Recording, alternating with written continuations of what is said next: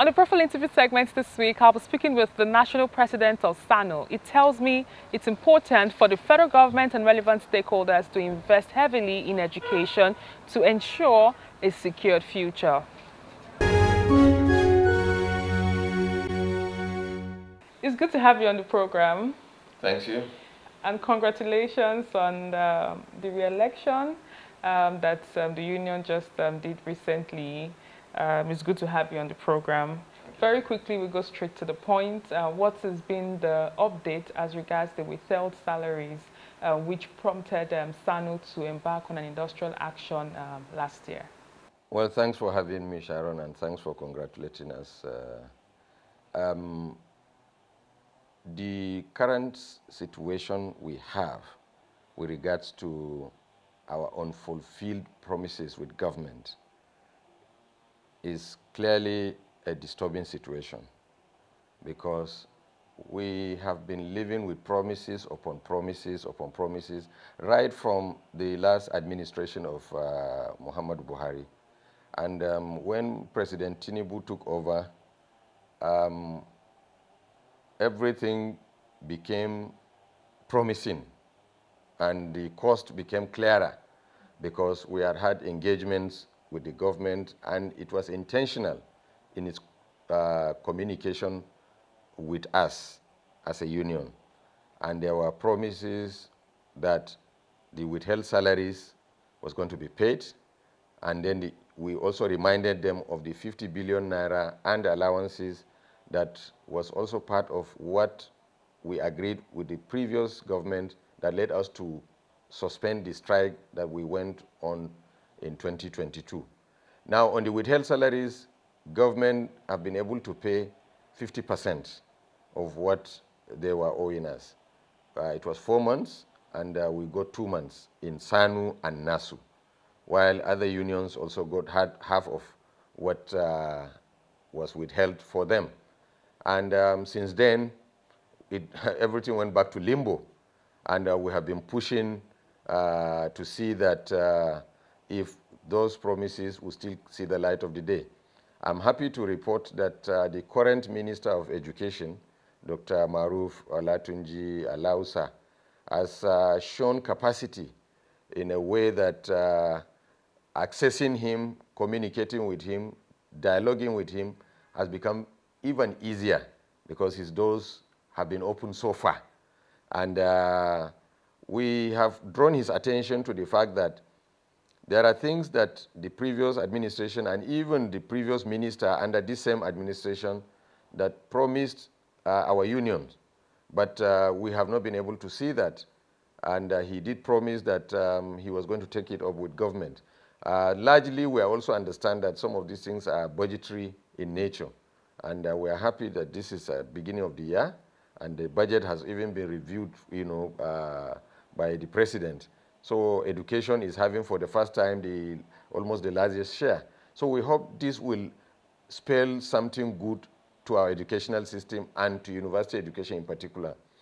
What we need people and government to understand is that when you have an enhanced and a well-remunerated members of staff working in the universities, teaching and non-teaching, you will have very, very qualitative education dispensed of and also transmitted to the students. And this will fortify them and make them even better graduates, so that they will be able to face the challenges of the employment market. Now, apart from that, we also need to draw the attention of the government to understand that as long as those promises are not fulfilled, we will continue to have a cycle dance, because unionists naturally have their jobs cut out for them to struggle to fight for the members of their different unions, to ensure that welfare and well-being of members are not shortchanged. So, and this is what we will continue to do, going forward. Is there any update as regards the end allowance, which was captured in the 2023 budgets of the country? Have workers started earning this morning in real time? This is another disturbing situation, disturbing in the sense that at the last engagement we had with the current Minister of Education, Dr. Alausa, he made us understand that, yes, it was captured in 2023 budget, but it never saw the light of the day, and that it was said to have been rolled over on the paper in 2024, but it was not properly, pursued.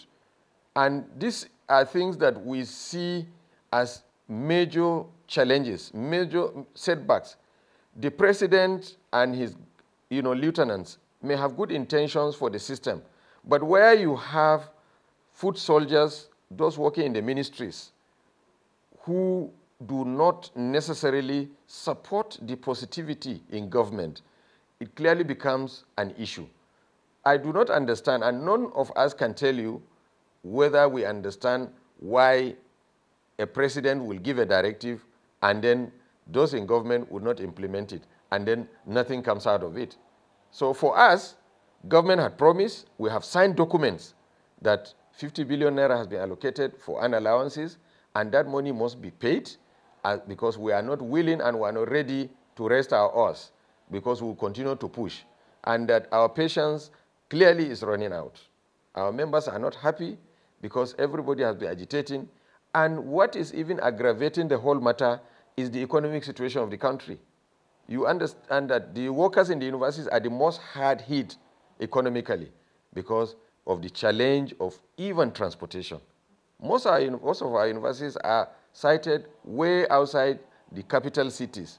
So you have to commute, you have to transport yourself 20, 30 kilometers away from township. And doing that, 20 days or 21 days in a month is not, and in some cases even 30 days, because workers in the universities work even during weekends. That becomes a clear challenge. And coupled with the rising cost of foodstuff, electricity bills, and other related matters. So completely the system in the university is seriously challenged infrastructurally, economically, and even psychologically as it affects members of staff. Still talking about money, of course, it's important we talk about money because as a unionist, I believe the crux of your job or your duty is to ensure that the welfare of your workers your members is well taken care of. The FGN 2009 negotiation committee was put in place once again, late last year. Is there any update as regards the workings and probably the findings from this committee set up to look at renegotiate FGN 2009 agreement? The 2009 agreement has become like an albatross to workers in the different sectors of the university, community. You cannot explain, and I don't know which lab you'll go into to research and find out why that 2009 agreement has refused to see the light of the day, in its, totality. We have had a renegotiation of that committee by Wale Babalakin, Professor Munzali Jibril, Professor Nimi Briggs of blessed memory, and now our elder statesman, the former SGF, has been appointed to Yayale Ahmed to see to the conclusion. Yes, all the other previous committees, for us in SSANU, did not do anything much. And now we have Dr. Yayale Ahmed, who came with all the energy, because we have had the inaugural meeting. And we are just prayerful and hopeful that he will not be sabotaged or he will not be also boxed to a corner. Because it's one thing to have a committee, and it's totally another for the committee to have the freedom, the latitude, and also the ambience for it to be able to operate. So since the inauguration, we have not had any other meeting. And I do not understand why such should be happening, because that committee should not last more than necessary. Probably 3 months, 6 months, we should be done. And that things that government can do, can go ahead and do them. Things they cannot do, all the union leaders are not coming from the moon. We are Nigerians, we are human beings, we can renegotiate them. We can look at reality and understand why things must be done, why things may not be done, and why things should be done in such a manner. So the renegotiation committee has been kick-started, but moving at a very snail speed. So I do not know, and I'm hopeful because Yayale is someone with capacity and is someone that has, you know, all that it takes to drive this renegotiation, and we hope that he will be given the wherewithal to do that. Funding of the university, how important is this to the Nigerian government? How important is this for you as a unionist, and how will it affect teachers and students in the classroom? That is the crux of the matter. People in government sometimes behave as if they have forgotten that they were also once products of, you know, citadels of learning. They have also forgotten that they have also been to schools where they were tutored, where they were mentored, where they were educated to become what they are today. Funding in the education sector is the major thing that government should put its interest in. If you fund education adequately and enough, you will spend less in security, you spend less in healthcare, you spend less in infrastructure development, because the population is now educated. They will understand on how to do things better. They will understand on how to relate with their own community and people better. So, but what it is today is that government deliberately, I should think so, you know, starve the education sector by not funding it properly, and therefore giving all the room for maneuvers within the system. For example, even as bad as the funding is currently, we have had a situation where some people are now asking universities, for example, to remit what they take as charges to government back as IGR. There is nothing like IGR in the university system. For those of us who work in the system, we know whatever a student pays is for service. If you pay for ID card, they give you ID card. If you pay for hostel, they give you hostel. If you pay for medicals, they give you medical services. And therefore, where do you expect these universities to now get this money that they will remit back to the government? So if government is not serious about taking care of the population, the best way is they neglect education. And I want to believe that the current government with the present minister should understand that we cannot but continue to improve on the funding of the system.